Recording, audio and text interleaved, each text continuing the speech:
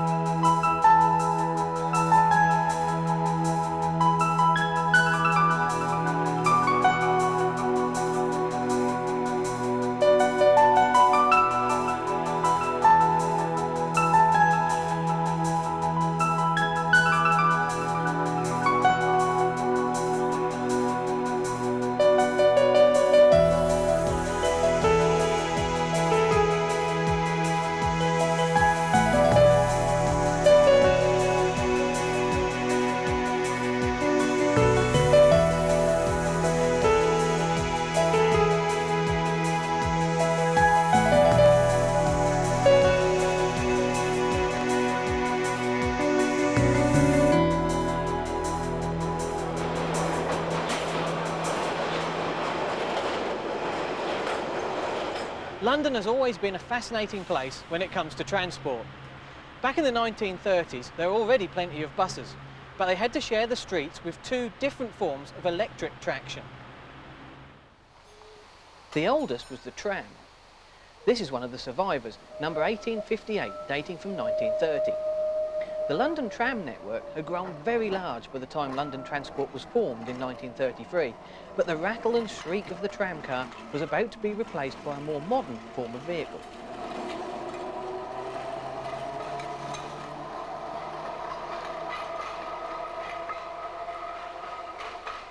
The trolley bus was an ingenious solution to the inflexibility of the tram, which of course had to follow its predestined route along the tracks. By contrast, equipped with pneumatic tyres and long booms, the trolley bus could pull up alongside the curb at bus stops, move across the road to circumnavigate obstructions, and the whole expensive network of rails could be done away with. London Transport standardised on a fleet of six-wheeled vehicles, most with seats for 70 people. Many hundreds of vehicles like this entered service right up to 1940, replacing a great number of time-expired trams. But the Second World War put a stop to all this. The trams soldiered on and were not phased out completely until 1952. By then, they weren't replaced by trolley buses. No, it was now motor buses that were seen as the way forward.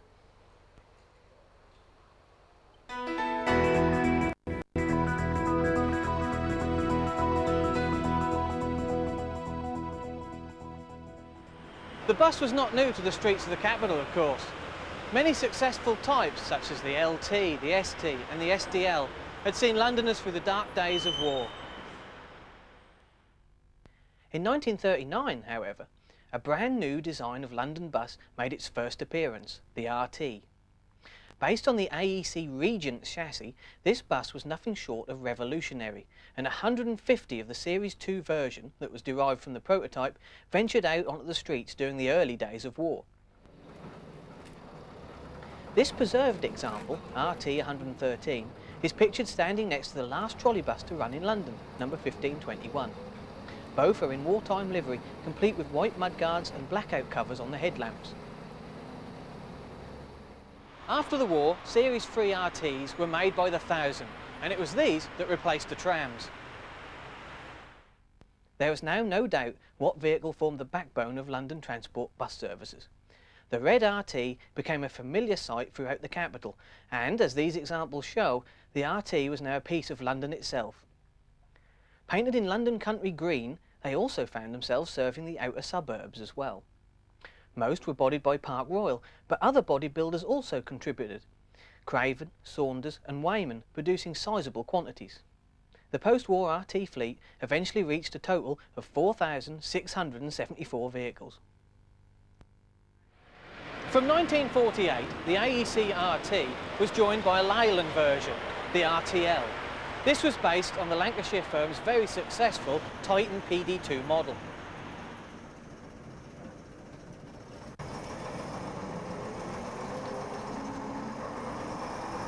It was heavily Londonised, but the distinctive roar of its Leyland engine and squared-off radiator made it stand out from the standard AEC.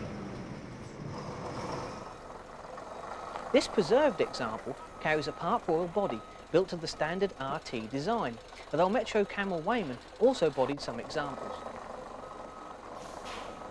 1,631 of the RTL were eventually produced. Another version was the low-height RLH.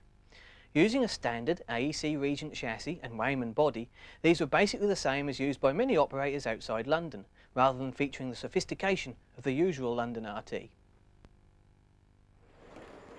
From 1949, another Leyland variant arrived, the RTW.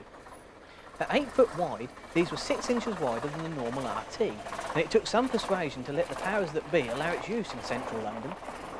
Eventually, it would be used in large numbers and paved the way to a new generation of wider double-deckers.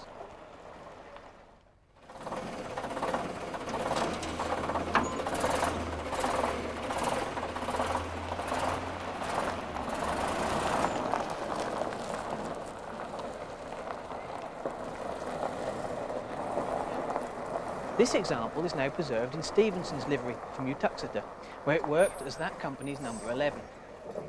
When sold, it was RTW 178 in the London fleet. Although looking identical to the standard Park Royal body, the RTW was a completely Leyland-built product. The RT family held sway in London for a long while, only finally bowing out in 1979. Many examples were preserved, like this RT, which has lost its roof and was originally green, judging by the colour of the badge on the bonnet.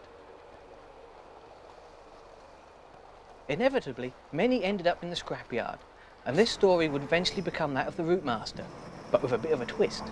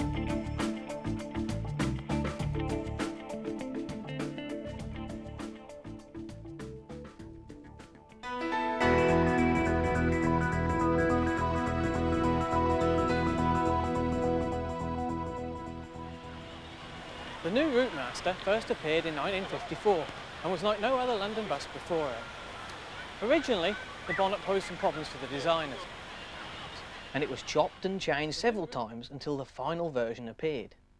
Here, Routemasters 1, 2 and 3 are seen lined up together at Chiswick Works, complete with the final bonnet design.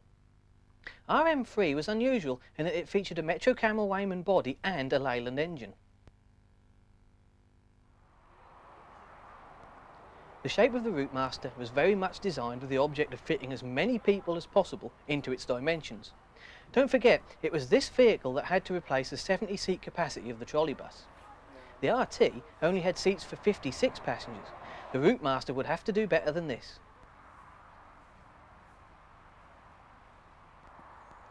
Because of legislation at the time, the overall length of the bus had to be a maximum of 27 foot on a twin-axle vehicle, so the fitting of 64 seats was quite a design achievement.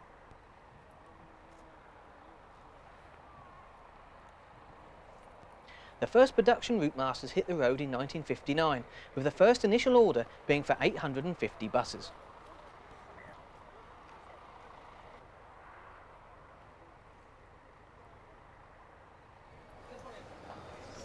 Today, some of this original batch is still at work on the streets of London, along with those from later batches.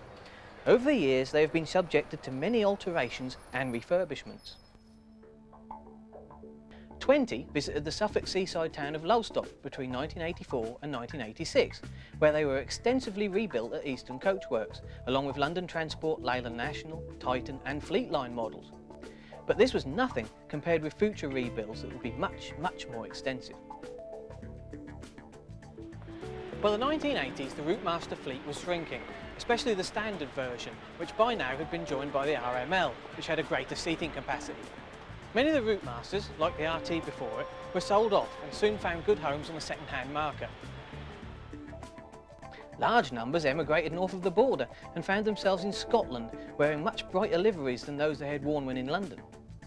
This one is working for Kelvin Scottish. Another in Glasgow is this Magic Bus, part of the Stagecoach fleet. Others became hospitality units like this Interflora Routemaster, while this one has been converted with a right-hand entrance ready for export. Many other operators purchased the Routemaster on the second-hand market, including Southampton City Bus, who ran this example. Southend Transport also bought second-hand London Routemasters and adopted this attractive blue and white livery. Back North and Blackpool Transport purchased several Routemasters and produced another pleasing and eye-catching livery. Of course, not all the Routemasters remaining in London stayed the same. Many received special liveries. RM2139 is seen in the short-lived Shoplinker colours. And many were to receive Jubilee liveries over the years, like RM1983 and RM6, now owned by Arriva, which wore gold for the Queen's Jubilee in 2002, and was still on Route 137 in 2003. It is seen parked at Brixton Depot, Streatham Hill. These two examples are different in being converted to single deckers and used as a crew bus and a towing wagon. Much later RMs would be used for sightseeing work. Some of these were converted to open top and even increased to 72 seaters by means of inserting an extra bay so that many more people could be accommodated on the upper deck. These extended Routemasters were known as ERMs. Amazingly, the standard RM did not die out in London. Instead, there was an actual demand for a conductor-operated vehicle. With this in mind, many Routemasters that had been sold to other operators and preservationists were bought back, refurbished with new engines, transmissions and revamped bodies and put back into service. So in the summer of 2003, off I went to film as many standard RM buses at work in the city as possible.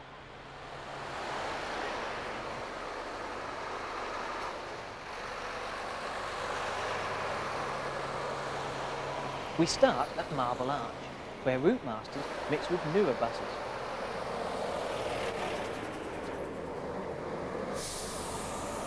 Note the use of a handwritten destination on this Routemaster.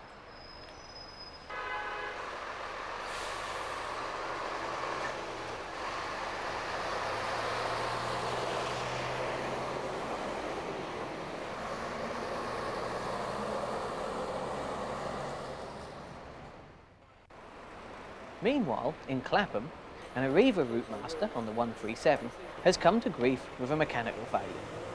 As a tow truck comes to the rescue, other Routemasters and several fleet lines belonging to the big bus company's sightseeing operation negotiate their way around the obstruction. Eventually, RM1725 is secured and carted back to Brixton Depot with its tail firmly between its legs.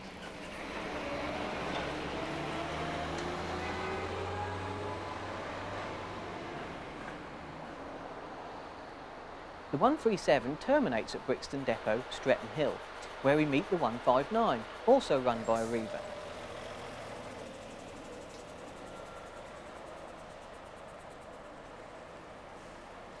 Looks like the crew forgot to let this chap out before entering the depot.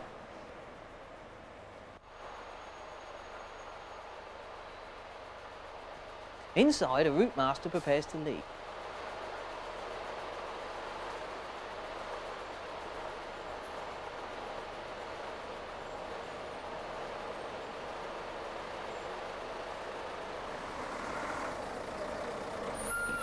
Outside, the RMs intermingle with other, newer vehicles, including Eastern Coachworks bodied Leyland Olympians.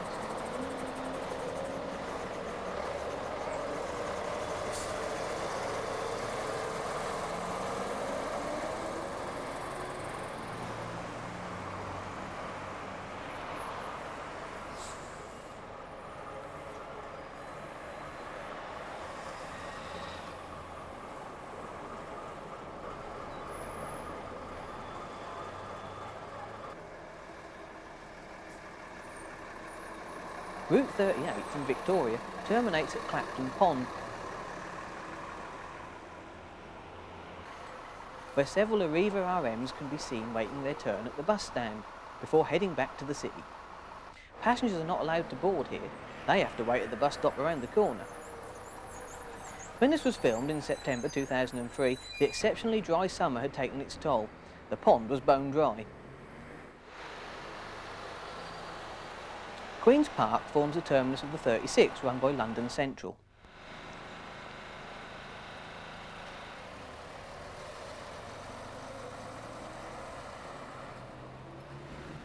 The conductor hangs off the platform as we leave a Routemaster at Fulham Broadway on London General Route 14.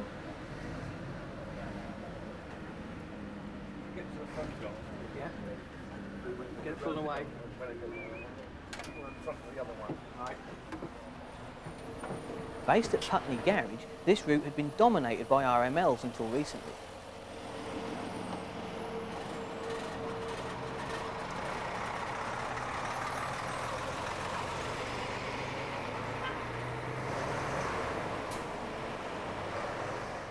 The 14 also makes its way through Piccadilly, and here standard Routemasters on the 14 meet others on the 38. But the RML is much more in evidence than the original, shorter version.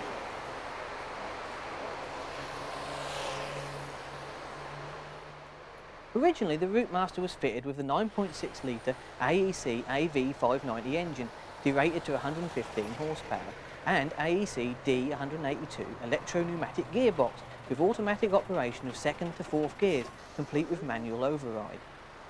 Hydraulic braking and power steering were also fitted. But most of the RMs in London today have been fitted with new engines and drivetrains during refurbishment.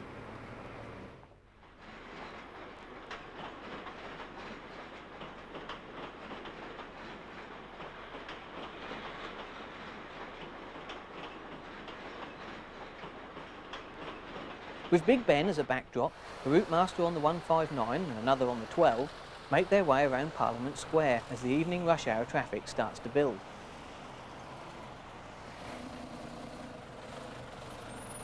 Charing Cross, and we find RMs on the 13, 11 and 6.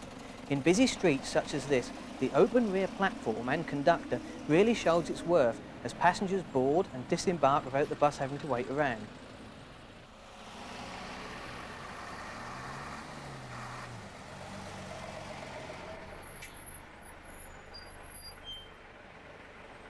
As soon as a gap in the traffic presents itself, off they go.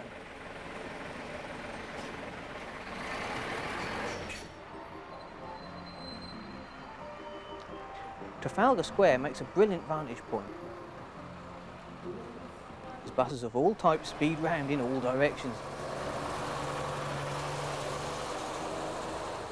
RMs are present on the 11 and the 13.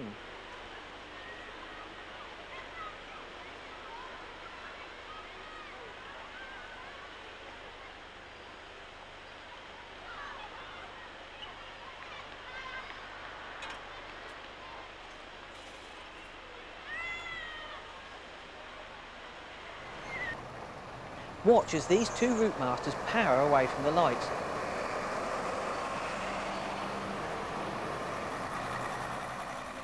The one on the right has been re-engined with a Cummins unit and new transmission identical to that fitted in the Dennis Dart single-decker.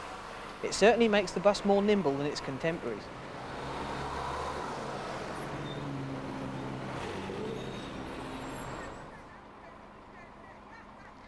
We caught up with these converted Routemasters at Golders Green. Operated by Sovereign, a close look inside the cab of these well-presented vehicles reveals the new Dennis Dart type dashboard.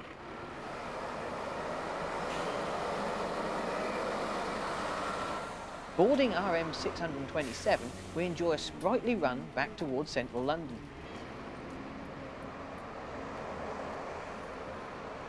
It might not have the same appeal as the original AEC engine and driveline, but sit back and enjoy a ride through London traffic at a pace seldom possible with the old AEC engine Routemaster.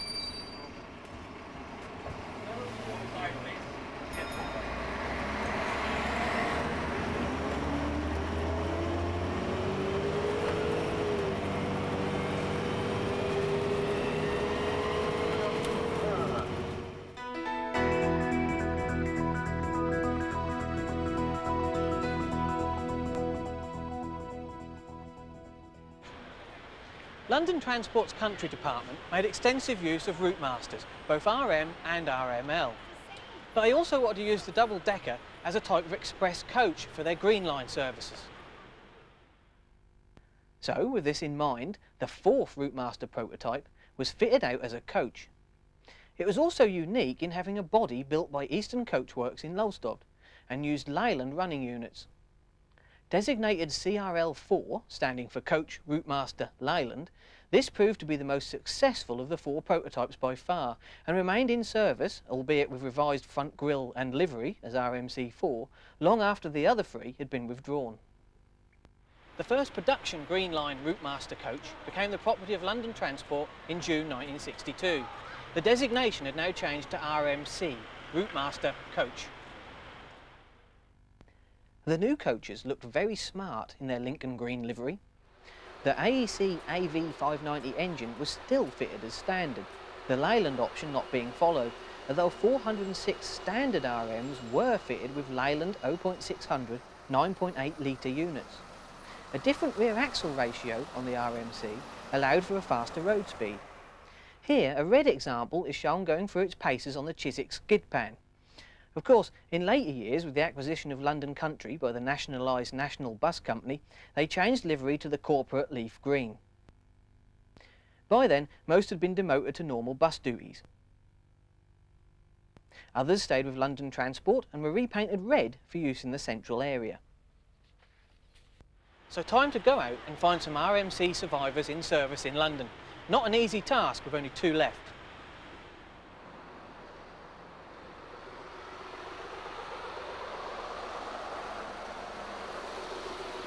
As it turned out, luck was with us. Despite it being a Saturday, when most non-standard vehicles are left in the garage, we found the immaculately turned out RMC 1461 still in service in full 1960s condition on Route 15 at Blackwall Station. Stagecoach must be congratulated for looking after this bus so well.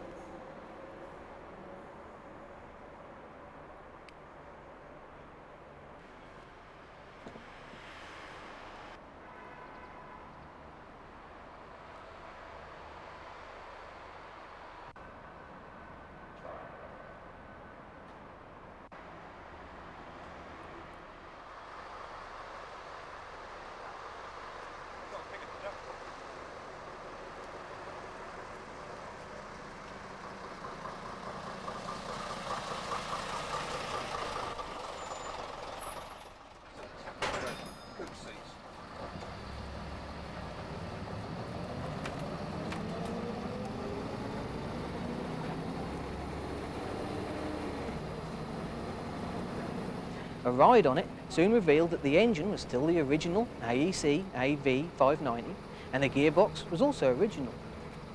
In the lower saloon, luggage racks reminded us that this was a coach, normal bus seat frames being used for seating, although they are slightly more padded than on a standard RM or RML. Electrically operated folding doors and enclosed platform complete the non-bus-like feel, and it only carries 57 passengers. Amazingly, on leaving RMC 1461 at Limehouse Station, what should be passing on the other side of the road, none other than the other RMC, this time in red livery, also en route 15.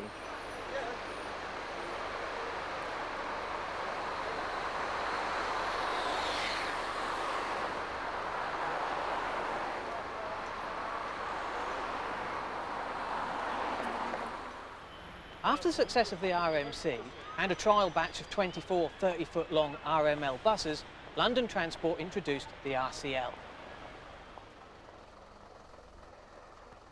Despite their extra length, these vehicles reflected their coach appointment by seating only 65 people.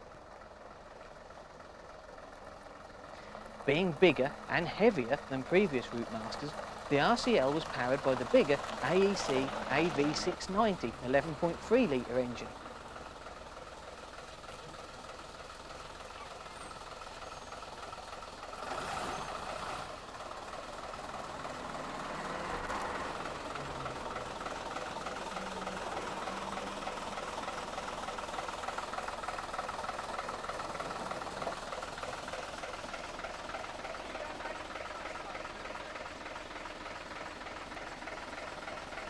Delivered in 1965, these lovely coaches soon replaced the RMC class on premier Green Line routes. This example, RCL 2229, is now preserved in its stunning original condition. Once again, the rear platform is enclosed and the folding doors are operated electrically.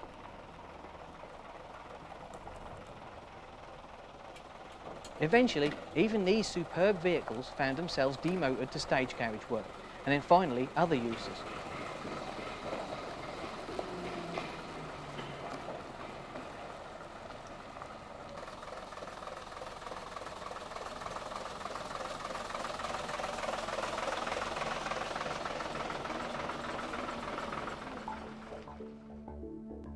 RCL 2259 is seen in red central area livery,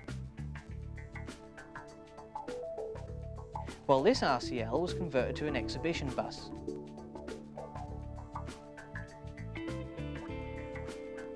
RCL 2244 is seen in Clapham in 1978, looking rather down at heel in NBC green with London Country.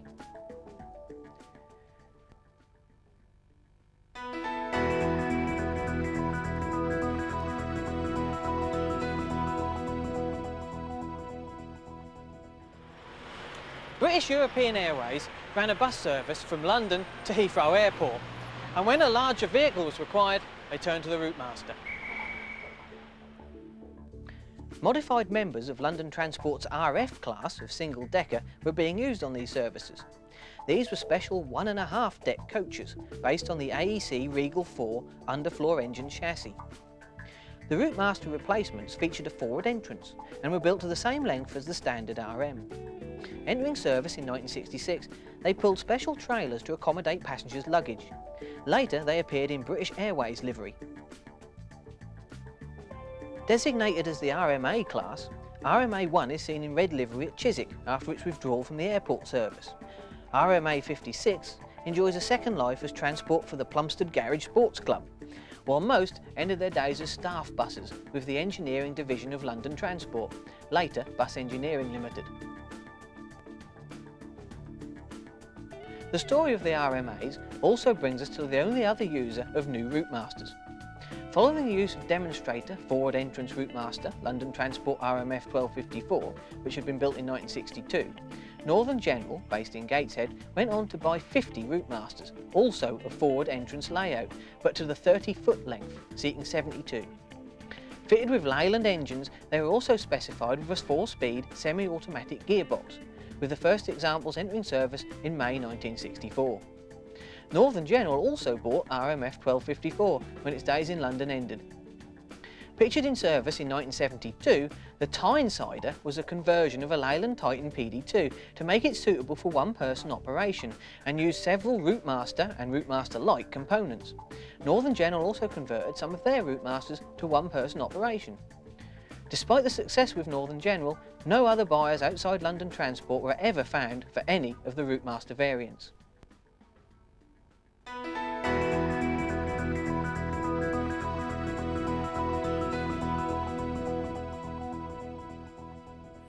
It seems strange to say it about a vehicle design that's been in service for 50 years, but in many ways the Routemaster was already outdated when it first entered service. Most bus operators in Britain were already buying 30-foot long front entrance double-deckers, and some were even buying the revolutionary new Leyland Atlantean with front entrance and rear engine. Also, with only 64 seats, the standard RM was no match for the trolley buses it was replacing capacity-wise. The problem was addressed with the development of the 30-foot long RML, the first of which entered service in 1961. Its increased length meaning it was capable of seating 72. RML 2414 was part of the much larger final batches built from 1965 and is seen with blinds set for the erstwhile trolleybus route 605. This RML is in overall advertising livery for Underwoods. As time passed, several were sold on as one-person operation started to take over. This one passed to Kentish Bus and is seen in route branding livery for Route 19.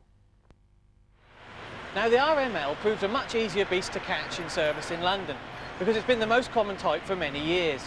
And also they're still interesting because you could say that no two are exactly alike. Oxford Street and an amazing amount of RMLs can be seen hard at work. Here we encounter several passing through on many routes, such as the 6, 7, 8, 11, 12, 15, 23, 73, 94, 98, 137, 159 and the 390.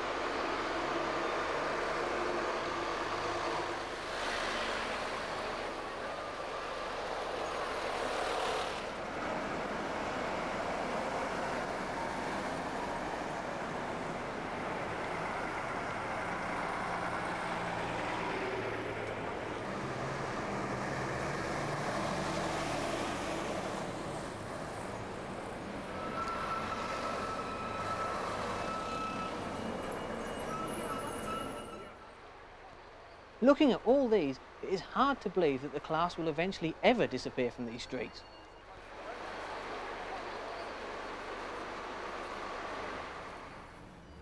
Journeying from Tottenham Court Road and through Oxford Street on an RML on Route 11, other RMLs can be seen trying to jostle for position.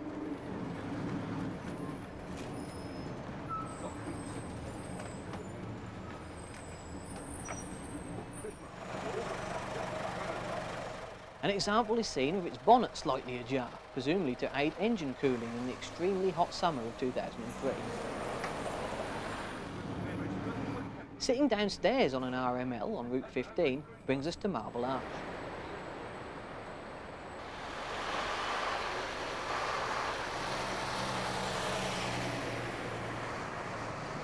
The main batch of RMLs began to appear after the last of the RCL coaches had been delivered, and formed the last batch of Routemasters to be built, the last to be delivered being RML 2754 and 2756 in February 1968.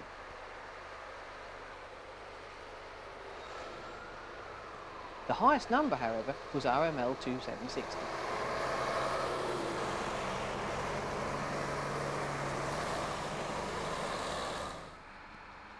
At Upton Park Garage, operated by Stagecoach, Routemasters rub shoulders with more modern buses. This is the home of Route 15.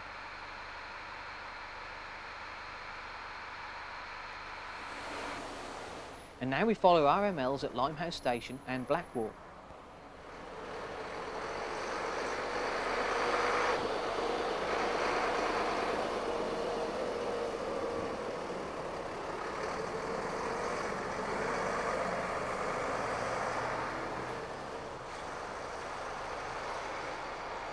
Stagecoach also operate the 8 with RMLs.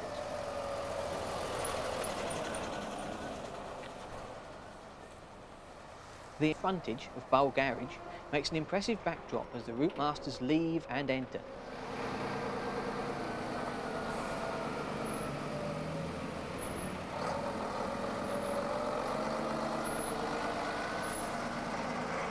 Inside lurks another RML painted in London country green, which was unfortunately not in service on our visit.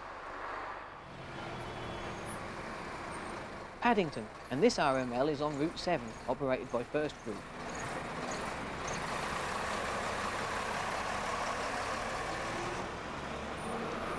This route meets the 23 at Westbourne Park Garage.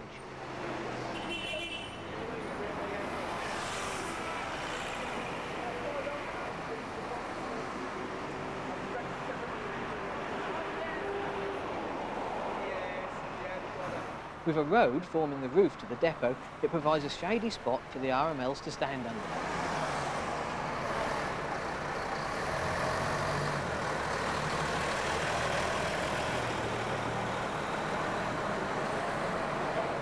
Most of First's fleet of RMLs have been re-equipped with Cummins B-series engines and Allison automatic transmissions. We ride on a 23 to Ladbroke Grove.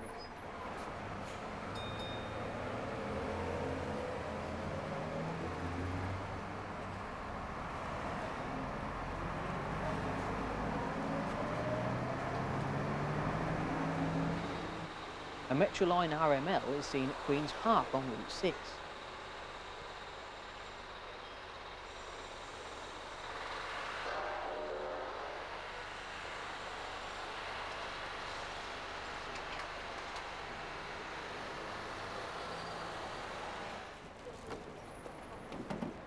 We get off an Arriva RML on the 73 at Victoria, where another Arriva route, the 38, also operates.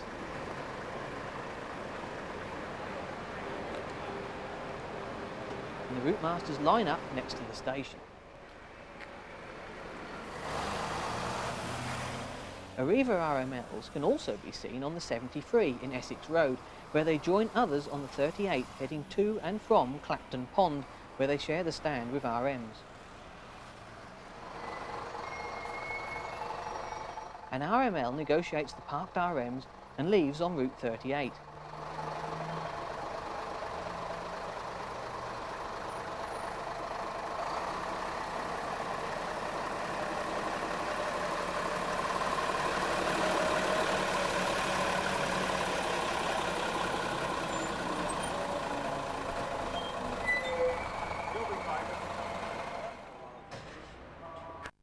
Finsbury Park Station, rather dingy looking RMLs can be seen on Route 19.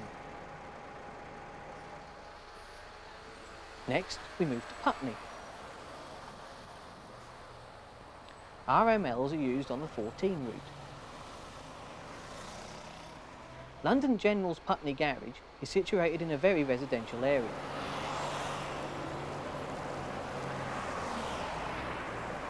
We travel on RML 2612 to Putney Heath, where the terminus is situated at the Green Man.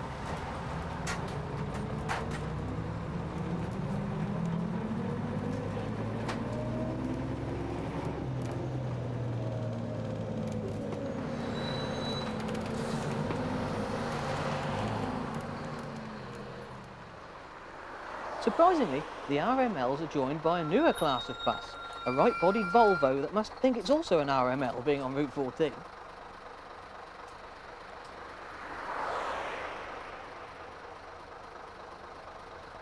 These Routemasters have been thoroughly refurbished, both inside and out, and most have received Iveco engines.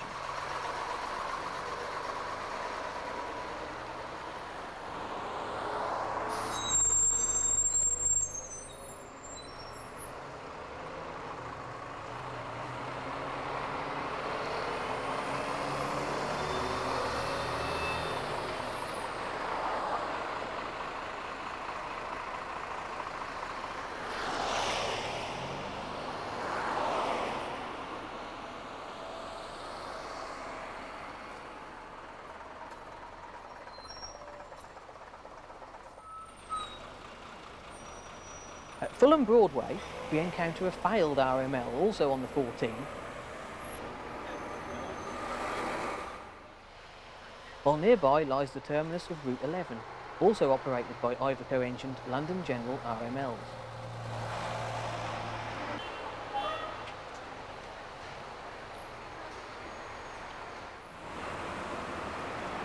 Piccadilly and many RMLs pass on routes 9, 19, 14, 22 and 38.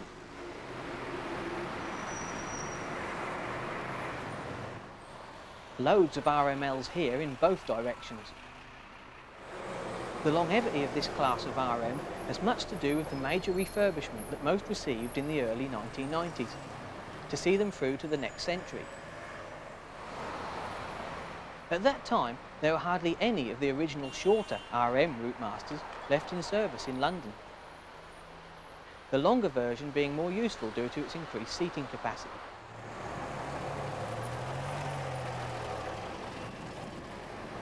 Most of these RMLs have spent all their lives in the capital, whereas the RMs have often been brought back from second users or even from preservationists.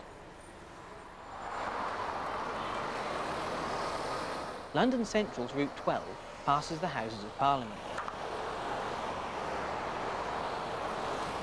Most are powered by Cummins power plants, and apparently this firm's RMs have been converted to Scania power.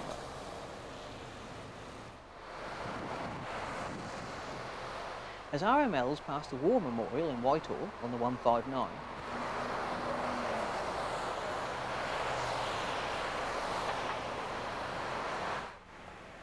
another broken down RML on the 12 is attended to by London Central maintenance staff.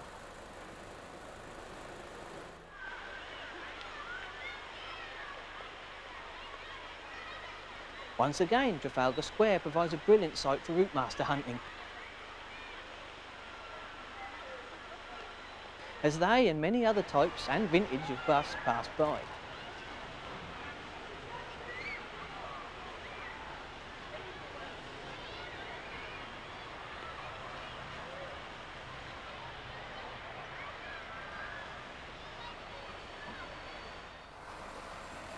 Charing Cross once again shows how quickly a Routemaster can gobble up waiting passengers.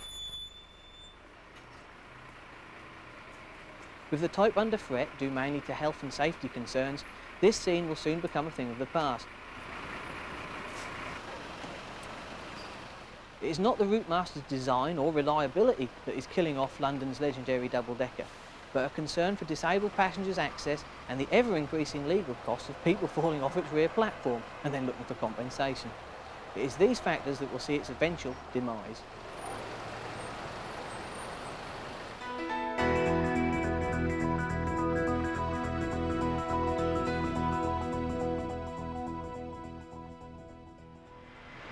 The RML was not the last development of the Routemaster, however. In 1966, FRM1 made its first appearance. Now, FRM1 was a front entrance, rear engine version of the Routemaster, and many of its components, panels, and even some engine parts are interchangeable with all the other RM models. So, unfortunately, despite its potential, FRM1 was to remain unique. The future now lay with off-the-peg buses from normal manufacturers. London Transport had designed its last purpose-built bus. Since 1965, London Transport had been evaluating Land Atlantean XA class and Daimler Fleet Line XF class rear-engine double-deckers. London Transport was looking for a replacement for the Routemaster and thought it had found it with the Daimler Fleet Line. The DMS class soon entered service in large numbers. It now looked like the Routemaster's days in London were numbered, especially with the wholesale use of one-person operation on both single and double-deck buses.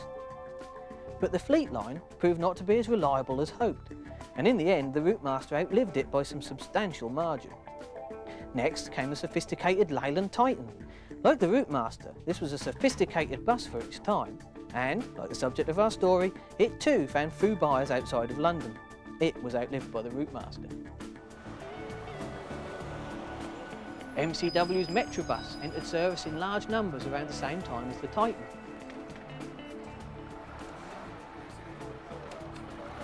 It has survived a little longer with a few still active in London, but the Routemaster has outlived that model too, and the numbers that are left are taken into account.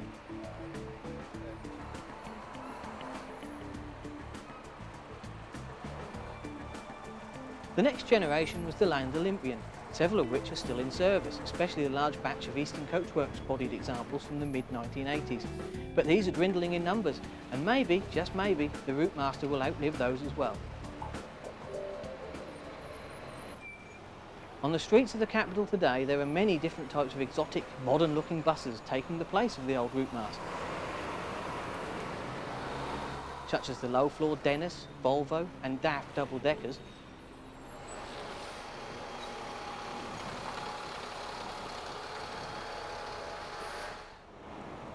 and the extraordinary Mercedes-Benz Citaro articulated single-deckers, as well as the ever-present Demise Dark.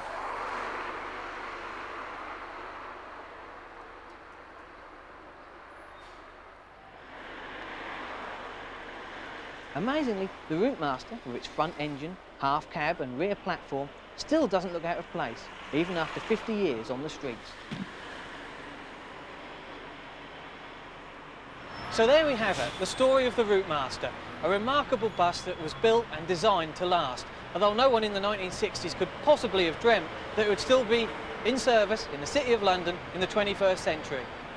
And you know, it's ironic, but in those 50 years, history has turned full circle. The Routemaster was built as a replacement for the electric trolley bus. Well, as the Routemaster faces its final swan song, electric traction has once again made a comeback. On the streets of Croydon, where once Routemasters plied their trade, a new generation of tram is once again in the streets. The Croydon Tram Link has once again returned electric transport to the streets of London.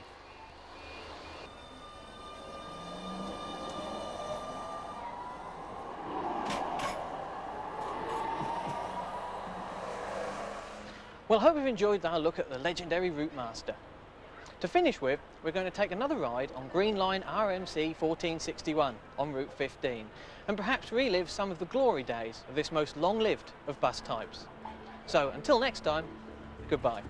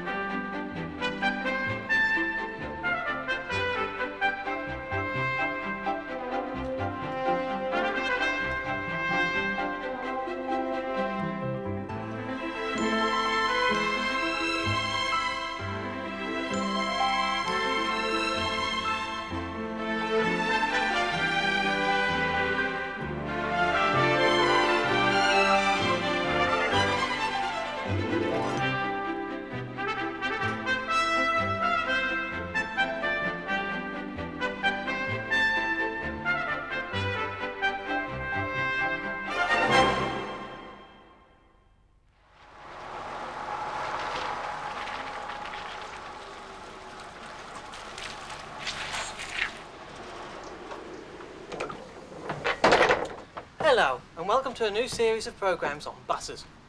We've called the series Bus Business because it's exactly what it's going to be about. Anyway, the first one is really a tribute to the Bristol VR and the company that made the vast majority of their bodies, Eastern Coachworks. The story begins here in Lowestoft on the coast of East Anglia.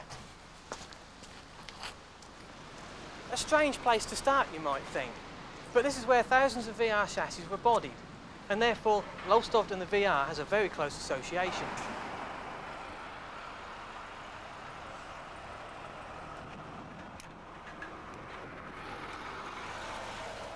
Only one bus remained in the attractive Eastern Counties privatised livery, and here it is. Number 263, registration RAH 263W, was one of a batch new to Eastern Counties in 1980, and has been going strong ever since. Although the paintwork now looks rather battered, it still makes a striking sight amongst the more normal liveried buses. Personally, I think this was the best of all Eastern Counties liveries, especially when worn by a VR. And so that brings our story to an end, and what better way to finish than with VR 385 out in Lowestoft on a special excursion from the museum.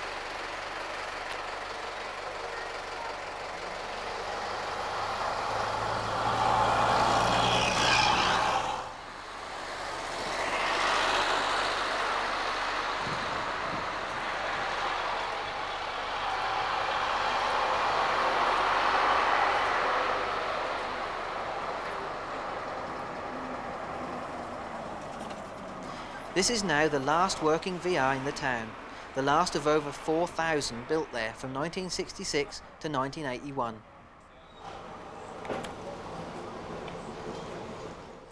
It survives as a fitting tribute not only to the VR chassis and Bristol commercial vehicles, but also to Eastern Coachworks Limited, a proud and immensely skilled company that finally closed its workshop doors for the last time in 1987.